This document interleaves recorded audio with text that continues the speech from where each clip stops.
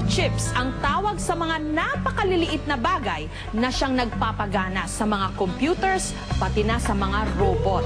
Napakarami na nitong gamit ngayon sa ating pang-araw-araw na buhay. At hindi na lang sa mga makina ikinakabit, kundi pati na rin sa mga hayop at sa tao mismo. Mga robot, high-tech computers, portable media players, touchscreen cellphone, mga techie gadgets na usong-uso ngayon. Lahat ng ito, pinapagana lang ng maliit na bagay na makikita sa loob nito, ang microchip. Pero ngayon, hindi na lang sa mga makina o modernong bagay makikita ang microchip, kundi ikinakabit na rin sa mga hayop.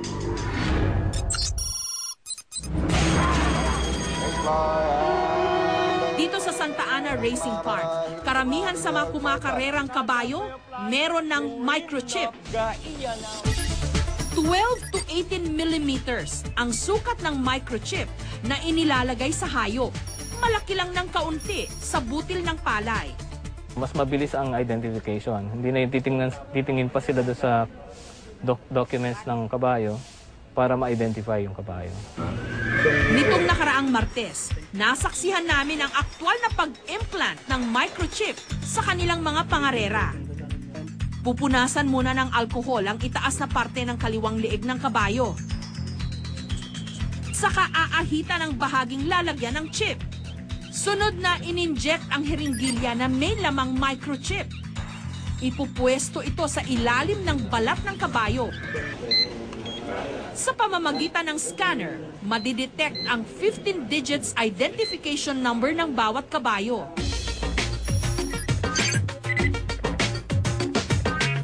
At ang lahat ng impormasyong nakuha tungkol sa kabayo, i-encode sa computer. Si Lito, trainer ng kabayo, napadali raw ang kanyang trabaho dahil sa microchips. Namomonitor niya yung mga temperature ng kabayo. Kasi kami dito, nag-monitor ng temperature para malaman kung may sinat o lagnat para hindi na may ensayo. Mas masama kasi kung may ensayo siya na may sinat. Sa ganitong sistema, madadagdagan daw ang oras ng pag-iensayo ng kanyang kabayo. Pwede rin daw ito maging sa ating mga pets o mga alaga sa bahay. Katulad na lang dito sa Cats and Dogs Hospital sa Makati. Uso ngayon ang pagpapalagay ng microchips, lalo na sa mga mamahaling breed ng aso. Kung minsan maraming mga aso, pwedeng magkapalit-palit kasi kung minsan pare-pareho din ang kulay, pare-pareho ang pangalan. Kaya may nilagyan nilang microchip para ma-identify mo kung sino siya. Ayon kay Dr. June Punzalan, distributor ng microchip sa hayop dito sa Pilipinas, nakatulong daw ang microchip para mabawasan ang kaso ng rabies sa ilang mga bansa. Inaasahan niyang mangyayari rin ito sa Pilipinas. For example, in Denmark, some parts in Spain and Bangkok, okay? Pag binakunahan nila ang aso, nilalagyan natin ng microchip. Okay? So that, pag mayroong aso na walang microchip, ibig sabihin na hindi siya bakunado. Now, sa pamamagitan ng pag-identify at pagbabakuna, naubos nila ang rabies cases. Pero tila nahuli sa balita tungkol sa microchip, si Aling Selly, nawala ng alagang aso. Si Cutie, isang Shih Tzu. 2 taon na raw niya itong hinahanap. Inalagaan ko yun, tsaka talagang ginasusan ko yun. Ginasusan ko talaga, minsan kakasakit, dahil pa nga yung tao pag pinatingnan mo eh. Mahal talaga, talagang mahal namin. Kinky! Kinky!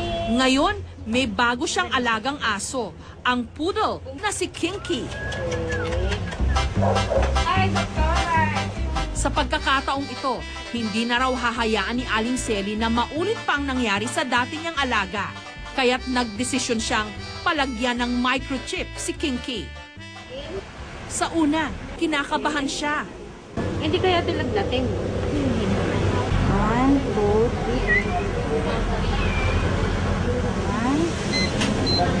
3. Ayun, nakuha na. Pero nung natapos ang implantation, Masaya. Kasi, kumbaga, meron na siyang palatandaan na pag nawala siya, Madali ko siyang makikita.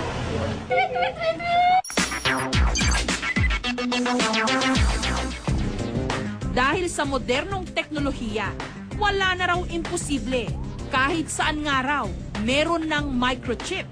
Maging sa mga sapatos. Ito yung chip na ipapasok natin sa rubber shoes para ma-sense ng Nike iPod. Sa ilalim ng cork nito, makikita ang isang microchip. Halos sinlaki lang ito ng candy. Kaya raw nitong i-monitor ang calories na nabuburn ni Janine, maging ang layo at oras ng kanyang pagja-jogging. At lahat ng impormasyong ito, pwedeng i-transmit sa kanyang iPod. Mula naman sa kanyang iPod, pwedeng i-upload ang information sa computer.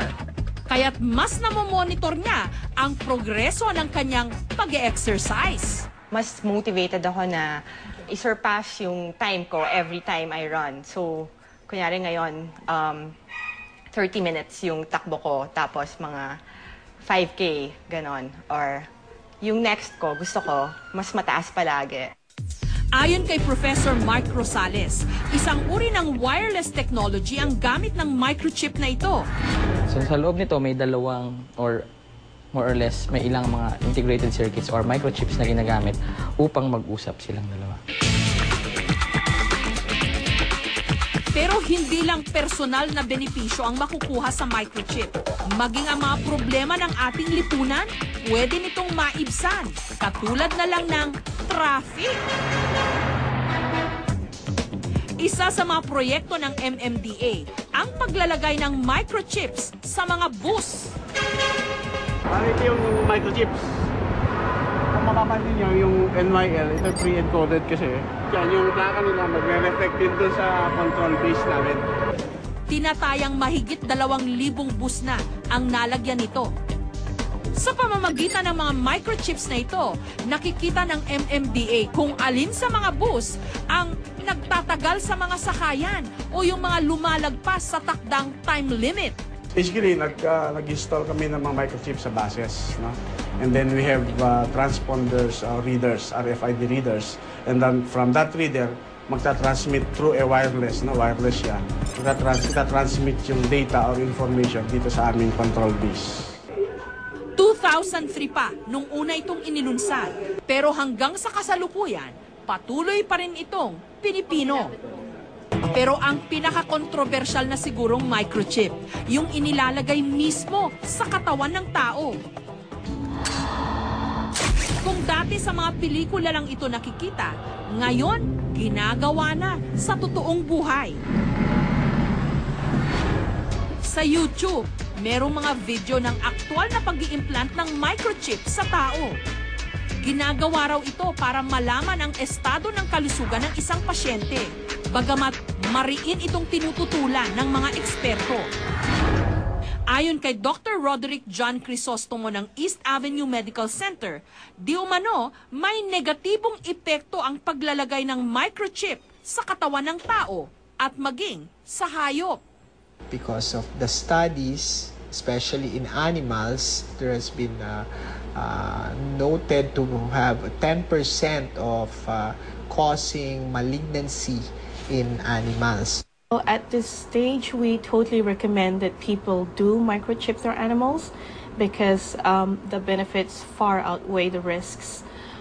Microchipping your animal does minimize the risk of being stolen and then taken away to be sold to the dog meat trade and also to be sold to the animal testing laboratories. Microchip, sa napakaliit na bagay na ito, tuluyan ng nabago ang buhay ng tao. Tunay ngang big things come in small packages. Walang malaking nakakapuwing.